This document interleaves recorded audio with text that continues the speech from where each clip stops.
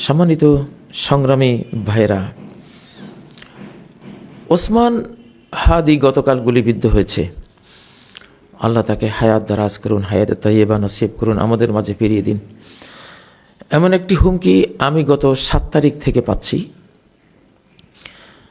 আমাকে নানকেরই একজন ঘনিষ্ঠ, যিনি মোহাম্মদপুরে অবস্থান করেন, তিনি আমার এক অফিস কর্মকর্তাকে ডেকে বলে দিয়েছেন যে কাজী সাহেবকে বলবেন ওনার উপরে হামলা হতে পারে।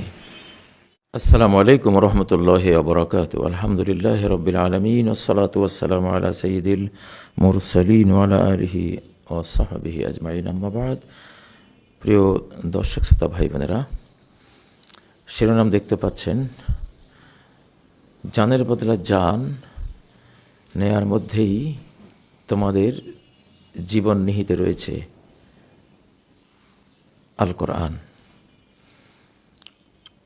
আমরা ওসমান হাদির প্রসঙ্গটি নিয়ে আজকে কয়েকটি জরুরি কথা বলতে চাই। ওসমান হাদি নতুন প্রজন্মের ভবিষ্যৎ বাংলাদেশের সম্ভাবনাময় একজন কর্ণধার, একটি প্রেরণা, একটি সংগ্রাম, একটি চেতনা, একটি দুঃসাহসিকতার নাম।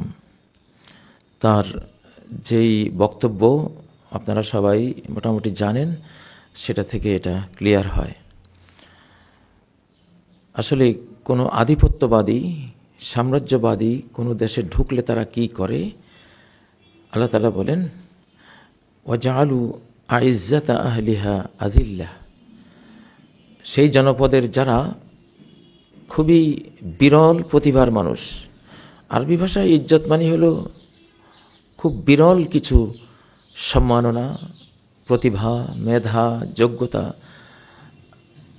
এমন কিছু যার মধ্যে থাকে তাকে বলা হয় আজিজ। তো আরবিতে বলে আইজ্জু ওজুদু। এটা এমন একটা জিনিস যার অস্তিত্ব খুবই বিরল, খুব সামান্যই, মানে ক্ষণ জন্মা, খুব অল্পই পাওয়া যায়। তো ওসমান হাদি তাদের এই একজন। তো আলহামদুলিল্লাহ আমরা সংবাদ পাচ্ছি সে শ্বাস নিঃশ্বাস নেওয়া শুরু করেছে। সারা জাতির দোয়া তার পেছনে আছে, আল্লাহর রহমত তার উপরে আসবে ইনশাআল্লাহ। সে জীবন জীবন থাকুক, এটাই আমাদের সবার প্রার্থনা। জীবন গেলেও সে অমর। ওয়ালা তাহসাবান্নাল্লাযীনা কুতিলু ফী সাবিলিল্লাহি আমওয়াতা। যারা আল্লাহর পথে জীবন উৎসর্গ করে, জীবন কোরবান করে, জান কোরবান করে, তাদেরকে মৃত ভেবো না।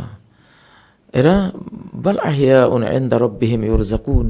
এরা জীবিত, অমর, চিরঞ্জীব। তাদের রবের কাছে তাদেরকে রিজিক দেওয়া হয়। সূরা আলে ইমরান।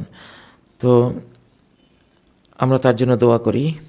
তবে এই ওসমান হাদি এই নামটি যে খলিফা থেকে এসেছে, তিনি হলেন হযরত ওসমান গনি যুন্নুরাইন রাদিয়াল্লাহু তাআলা আনহু, আমাদের ইসলামের তৃতীয় খলিফা, নবী সাল্লাল্লাহু আলাইহি সাল্লামের খলিফা। তার হত্যাকাণ্ড হওয়ার বিষয়ে যেটা হাদিসে রয়েছে সহিহ বুখারী মুসলিমে, ওয়ালাকিন্নাল ফিতনাতাল্লাতী তামুজু কামাউজিল বাহার। ওসমান হত্যা এমন একটি ফিতনা, এমন একটি অশান্তির আগুন জ্বালাবে যেটা সমুদ্রের তরঙ্গমালার মতোই অব্যাহতভাবে চলতেই থাকবে। যে ঢেউয়ের আওতায় মানুষের বিবেক, মানুষের জ্ঞান, বুদ্ধি, আখলাক, চরিত্র, প্রশাসন সব কিছু দুমড়ে মুচড়ে যাবে। তো ওসমান হাদি সেই নামটাই কিন্তু বহন করছে, হযরত ওসমানের নামটা। তো এটা ছোটোখাটো বিষয় না। এইটা দিয়েই গোটা বাংলাদেশের যত ফ্যাসিবাদী আছে, ভারতীয় যত লোকাল কিলার, গেরিলা বাহিনীর নাম নিয়ে এখন বাংলাদেশে কাজ করছে, সরকারের উচিত, গোটা জনগোষ্ঠীর উচিত এদের একেবারে এখনই মূলোৎপাটন করে ফেলা। সম্মানিত সংগ্রামী ভাইরা, ওসমান হাদি গতকাল গুলিবিদ্ধ হয়েছে। আল্লাহ তাকে হায়াত দারাজ করুন, হায়াত তাইয়্যিবা নসিব করুন, আমাদের মাঝে ফিরিয়ে দিন। এমন একটি হুমকি আমি গত 7 তারিখ থেকে পাচ্ছি।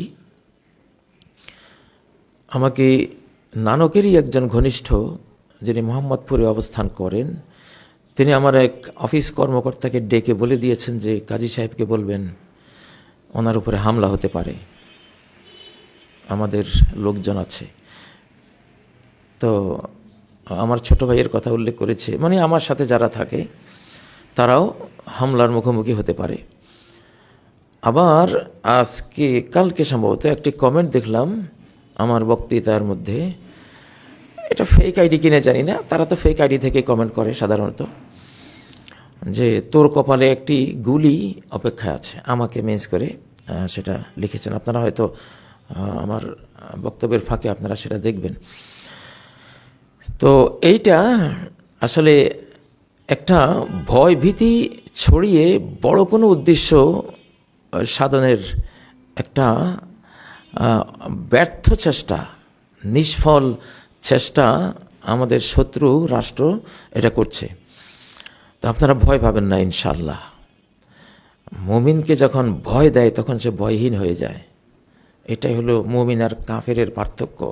কাফেরকে ভয় দিলে ভয় পেয়ে যায়, ভীত হয়ে যায়, সে তার সংজ্ঞা হারিয়ে ফেলে, পরিকল্পনা হারিয়ে ফেলে, কিংকর্তব্য বিমূঢ় হয়ে যায়। আর মুমিনকে ভয় দেখালে অকুত ভয় নির্ভীক হয়ে যায়। আল্লাযীনা ক্বালা লাহুমুন নাস ইন্নান নাসা ক্বাদ জামাউ লাকুম, যাদেরকে মানুষ সংবাদ দিল যে তোমাদের জন্য তো মানুষরা, মানে তোমাদের শত্রুরা অনেক কিছু জড়ো করছে, অনেক অস্ত্রশস্ত্র, জনবল এবং অস্ত্রবল তোমাদের বিরুদ্ধে রেডি করছে। তো ফাখশাউহুম, তোমরা তাদেরকে ভয় পাও, ভয় করো। কিন্তু ভয় তো পেলই না, উল্টা তারা বলল ফাজাদাহুম ঈমানা, তাদেরকে ঈমান আরো বাড়িয়ে দিল। হুমকির মুখে ঈমান বেড়ে যায়, এটাই তো মুমিনের স্বভাব। হুমকি দিলে সে আল্লাহর শক্তির কোলে, রহমতের কোলে আশ্রয় নিয়ে নেয়, নির্ভীক হয়ে যায়। তো এটা, আর তারা কি বলল? হাসবুনাল্লাহু ওয়া নি'মাল ওয়াকিল, আল্লাহ আমাদের জন্য যথেষ্ট, আর কতই না উত্তম